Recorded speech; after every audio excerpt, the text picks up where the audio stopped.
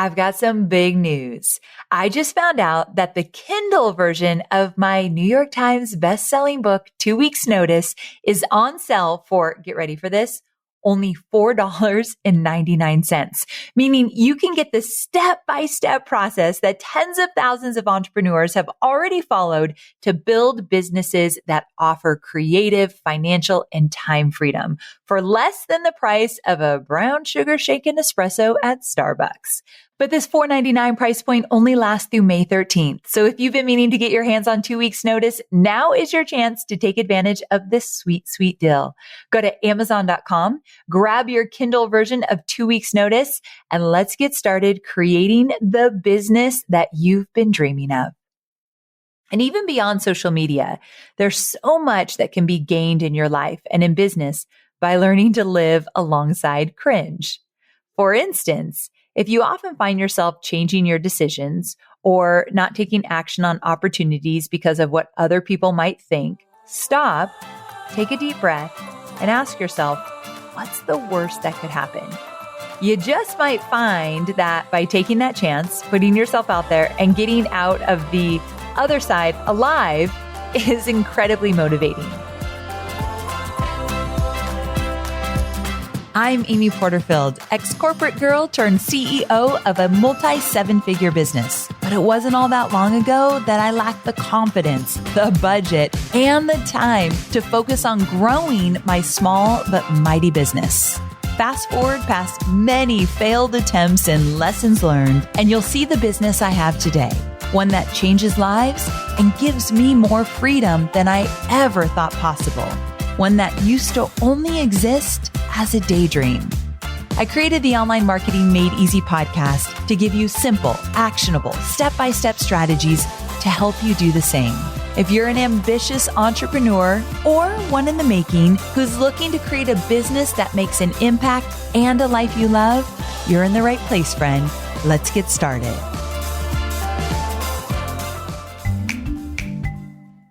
I need to tell you about a podcast that I love. It's called Imperfect Action. It's hosted by Steph Taylor, and it's brought to you by the HubSpot Podcast Network. And it's a bite-sized online marketing podcast for business owners. So Steph is going to answer all of your business marketing questions and deep dives into all things online marketing, content marketing, social media marketing, and marketing strategy for business owners. So if you love Online Marketing Made Easy, I think you're going to love Imperfect Action as well. I loved her recent episode about how to turn your audience into paying clients. Yes, please. And she talks about how to use better call to actions, streamline your sales funnel, and so much more. You can listen to Imperfect Action wherever you get your podcasts. Well, hey there. Welcome back to Online Marketing Made Easy. I hope you're having a wonderful day. I'm going to kick today's episode off with a bit of a curveball question. And that is, have you ever done anything so awkward, so embarrassing, so cringeworthy that you could barely stand it? I know I have. Both professionally and in my personal life. Like if we go way, way back, I've got tons of stories. But even in my business, like when I think about some TikTok videos I've made that included pointing and dancing and doing silly things, or some certain things that I've said on podcasts or in videos that I kind of just cringe even thinking about it. But the thing is, when those things happen to me, I literally want to crawl inside of a deep, dark cave and never emerge. It felt like at the time, like, oh my gosh, people are going to remember that I said that forever, or I did that, or whatever. Now, my fear of these cringeworthy moments sticking with me for all eternity, it's not unfounded, especially when it comes to social media, right? Every single thing we post online can be shared only to be laughed at and mocked or canceled. And beyond that, there's such an overwhelming awareness of the way we appear to others online that often we feel like we can't show up simply as ourselves. This is something that I've certainly struggled with, and maybe you can relate as well. I've talked about this before on my podcast, specifically episode 542, why I show up online as 100% myself. So episode 542, just go to amyporterfield.com/542, and I'll get into that, showing up as yourself even a little bit deeper. But here's the good news. I don't know about you, but lately, kind of like since the start of 2023, I've noticed that more and more people online are embracing the cringe. There's been a bit of a cultural shift, and sharing something that you used to find embarrassing is now the norm. I'll be honest, I am here for this. And that's what today's episode is all about. How and why embracing the cringe can make you a stronger person or a happier person, or dare I say it, a better business owner. So I don't know if you've seen it, and this is going to sound very silly. There's this image that went viral, and it's of a cow standing in the waves of a beach and staring out into the distance. And the words on the image are, "I am cringe, but I am free." Now, if you haven't seen it, I'm going to link to it in the show notes just so you get the full effect. I am cringe, but I am free. Now, upon first glance, you're like, that's just a silly meme.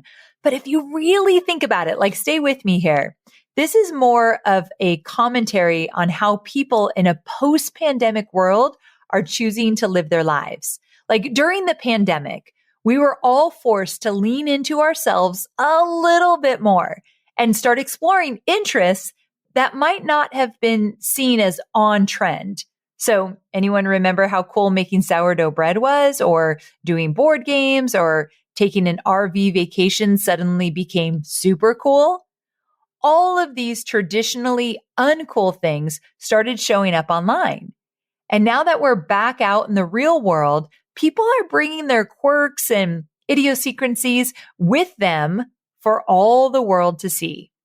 So this whole movement of being cringe is about celebrating what makes us unique and not hiding our true selves away, whether it aligns with what's expected by society or not. And I'll be honest, there's a huge sense of relief that comes from letting go of caring about what others think and embracing that weird part of yourself that you've been taught to shun by society. So not only can this make you a happier person, but from a business perspective, showing up authentically online can also help you create a stronger, more supportive, and real community. I recently had author and podcaster Jen Hatmaker on my show. If you missed that episode, you've got to listen to it. It's one of my favorites. And she's a great example of someone who's created a highly engaged and loyal community by showing the parts of herself that might be cringy to others. She doesn't have a perfectly curated social media feed. In fact, she lets her audience into her life even when it's messy. So by doing that, not only has her community become stronger, but she's also a happier person. She talks about that in her Instagram feed. There's something she said in that episode that I'm going to quote because I just find it so powerful. This is what she said. "It's been such a joy to evolve and grow and change in front of my community and suffer and heal and recover because they're all doing the same thing." And so it's this sense of all do it in front of us, all do it publicly, and that gives some sort of interesting permission for the community to do it in their real lives and privately. And it just has this effect of healing and of growth and development. And it's lovely. And I sometimes forget that it's business because it just feels like a bunch of friends doing life together and learning as best we can and trying as hard as we can. Jen, I love that so much. I wanted to bring it out in this episode because it was worth repeating. I think she says it so beautifully. So that, my friend, is how we should aspire to be online. Not perfectly curated, not afraid, just 100% ourselves, cringe and all. And by the way, if you haven't listened to that episode, you should. It's episode 551, The Anti-Niche, Jen Hatmaker's approach to creating a highly engaged community. I'm going to link to it in the show notes, but you can get to it at amyporterfield.com/551. And even beyond social media, there's so much that can be gained in your life and in business by learning to live alongside cringe. For instance, if you often find yourself changing your decisions or not taking action on opportunities because of what other people might think, stop, take a deep breath, and ask yourself, what's the worst that could happen? You just might find that by taking that chance, putting yourself out there and getting out of the other side alive is incredibly motivating. Maybe you've been wanting to try salsa dancing classes, but you're too afraid of embarrassing yourself on the dance floor. Or maybe you've been wanting to launch a digital course teaching people about sex ed, which is actually a topic my students have done exceptionally well with, but you've been too afraid of what people in your circle will think. Whatever it may be, remember that anything that has the potential to bring you joy in life and in business also runs the risk of being totally cringe. Did you hear that?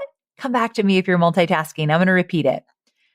Remember that anything that has the potential to bring you joy in life and in business also runs the risk of being totally cringe, and that's okay.